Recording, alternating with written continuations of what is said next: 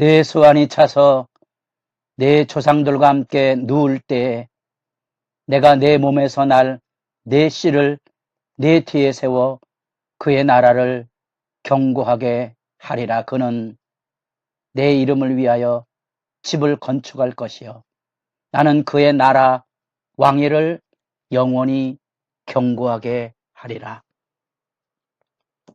새벽을 깨우는 거룩한 기도자 여러분, 하나님의 역사 주관의 영광을 주목하고 주의하고 분별하며 여러분도 세상을 헤쳐가는 일에 하늘의 지혜를 만나는 소중한 시간이 늘 복되기를 바랍니다.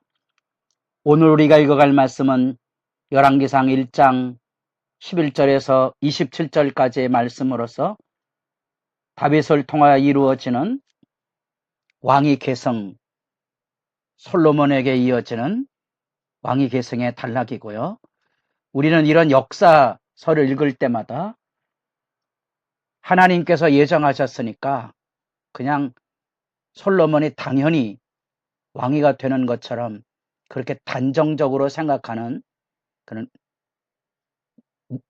무분별함을 조심해야 합니다. 하나님이 우리를 구원의 길로 인도하셨지만 구원의 길에는 하나님의 절대적인 구원의 부름은 우리가 분명히 확증하고 있어야 됩니다. 그것은 하나님의 성품이기 때문에 그렇고 우리의 구원은 우리가 어쩔 수 없는 죄 아래에 있기 때문에 그렇습니다. 그러나 구원의 길로 부름받았을 때에는 그 구원의 길에는 다양한 자유로운 선택이 우리에게 있습니다. 이 자발적인 선택을 어떻게 하나님의 뜻에 분별을 가지고 사는가 하는 것은 우리 개개인의 경건의 능력입니다. 그 누구도 하나님이 우리에게 원하시는 바를 다 알려줄 수 없고 알 수도 없습니다.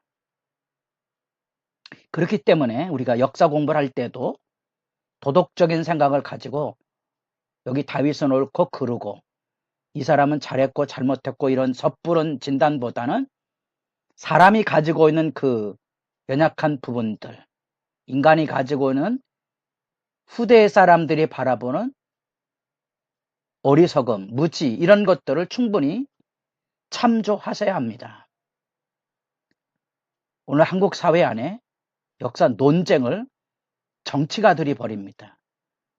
우매하고 무지한 거지요. 역사에서 무슨 정의가 있습니까? 역사 속에는 인간의 어리석음과 무지를 발견하는 게 1차 과제입니다. 그 안에서 바른 길을 선택하는 그런 과정들을 우리가 분별해서 지혜를 오늘날에 얻는 거지요. 오늘날에 얻는 겁니다. 역사를 걷어내는 게 아닙니다. 자, 우리가 읽어가는 이 아도니아의 소동 사건 앞에서 다윗은 철저한 무기력과 무지의 자리에 떨어졌습니다. 그래서 결국은 그것으로 인하여 그 안에 권력 암투가 이루어지게 되는 거지요. 그 권력 암투의 선점을 잡았던 사람이 아도니아 왕자지요. 서열상으로도 그렇고 인품상으로도 별로 단점이 드러나지 않는 사람이었지만 왕권은 하나님이 세우시고 하나님의 말씀의 법에 부름에 합당해야 합니다. 아도니아가 하나님 앞에 하나님의 뜻을 기다리지 못하고 스스로 높여서 이 왕위 찬탈 계획을 벌임으로써 혼란에 떨어지게 되는 거지요. 그 혼란의 와중 속에 어떻게 하나님께서 선택하신 왕위 계승 작업이 이루어지는지를 우리가 지금 1장에서 바라보고 있는 겁니다. 이때 등장하는 사람 나단 선지자가 있는 거지요. 그래서 믿음의 사람들은 이 믿음의 역사를 늘 주의해 보게 되는 거지요. 그래서 경건한 사람들에게 늘 귀를 기울이고 살아야 하고 이런 것들을 분별할 수 있는 오늘날 우리 시대의 유일한 지혜는 여러분이 하나님의 말씀을 가지고 늘 세상을 분별하며 사는 지혜입니다. 경건이죠. 경건이 필요합니다. 하나님의 말씀에 분별하며 사는 삶. 때로는 좋은 날을 보지만 때로는 이해하기 어려운 고난과 시련의 여정을 통과하면서 마음에 악이 없는 사람, 한이 없는 사람, 묵묵히 자기 십자가를 지고 가는 그 믿음의 사람들의 영적인 능력, 경건이 필요한 겁니다. 다윗의 범죄 사건을 고발하고 그것으로 인하여서 하나님의 구원 역사에 대한 흐름을 지켜보았던 나단. 그는 하나님께서 밧세바와 솔로몬을 통하 이루어가는 하나님의 구원사의 흐름을 지켜보았던 거지요. 왜냐하면 사무엘하 12장 25절에 이 나단 선지자가 솔로몬의 출생에 대하여 여디디아라는 이름을 붙여줍니다. 그 여디디아라는 이름이 바로 하나님께 사랑받는 자라 하는 이름이거든요. 그래서 선지자 나단이 그의 이름을 여디디아라고 지어지게 됩니다. 여호와의 사랑을 솔로몬에게 확인시켜준 활동했던 사람이 나단 선지자입니다. 굉장히 뜻밖이죠. 다윗의 자녀 중에, 다윗의 아내들 중에 부정한 방법으로 아내가 되고 그곳에 자녀가 태어나는데 하나님의 구원 역사의 흐름이 그에게 있음을 나단은 알았던 거죠. 그래서 아도니아 소동이 일어났을 때 그가 앞장서서 그 역사를 물줄기를 바로잡습니다. 밧세바를 통하여 다윗과 밧세바 간에 있었던 여러 가지 상황을 그에게 일깨우고 성경에 명백히 기록이 되진 않았지만 추정컨대 다윗이 밧세바에게 솔로몬에게 맹세하여 왕위를 계승하겠다는 약속을 해준 것으로 추정하게 됩니다. 그래서 밧세바를 불러서 이 다윗의 무기력에 대한 경각심을 일깨워주고 밧세바의 말을 통하여 다윗을 불러일으켜 세우십니다.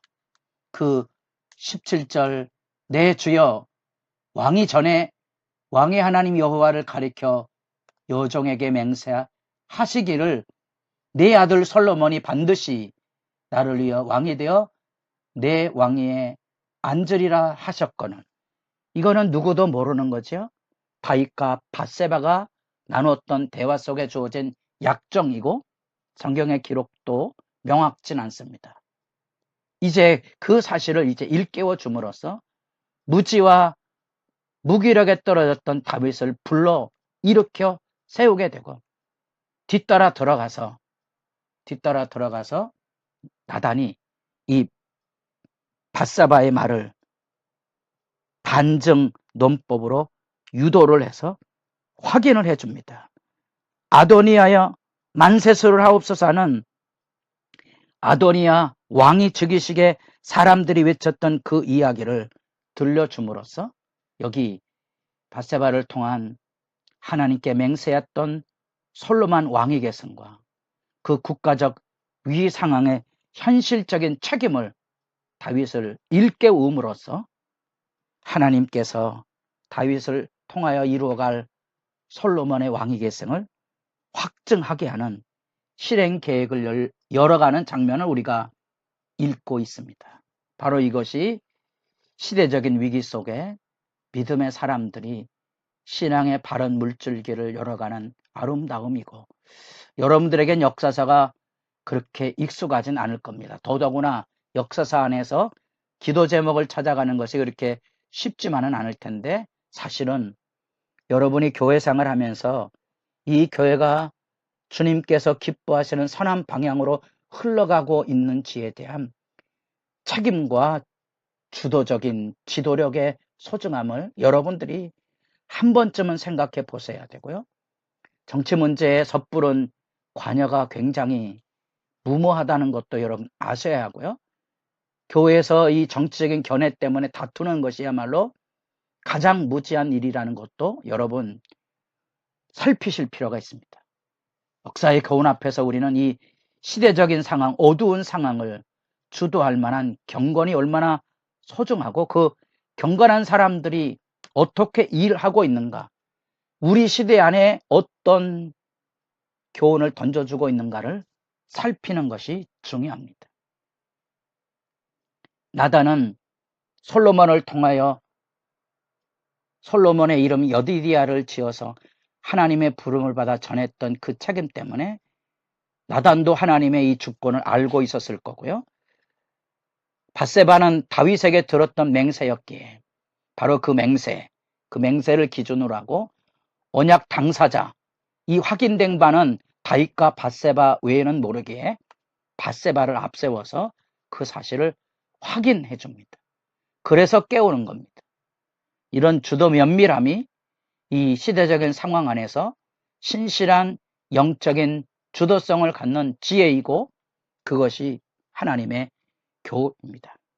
놀랍지만 하나님의 뜻을 누가 다 알 수 있겠습니까?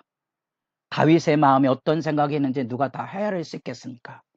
이 현실 앞에 하나님께서 뭘 원하시는지에 대한 분별력을 가지고 나단이 들어서서 밧세바를 통하여 다윗의 뜻을 확인함으로써 무기력에 떨어졌던 시대 상황 속에 정당한 왕위 계승에 물꼬를 열어가는 이 위대한 흐름을 여러분도 기억하시고 여러분의 기도의 자리 안에 우리 각자 한 사람 한 사람이 개인적으로든 교회적으로든 국가적으로든 하나님의 백성이 어떻게 일을 해야 되는지 지혜를 찾아가며 행복한 기도 시간이 열려지기를 바랍니다.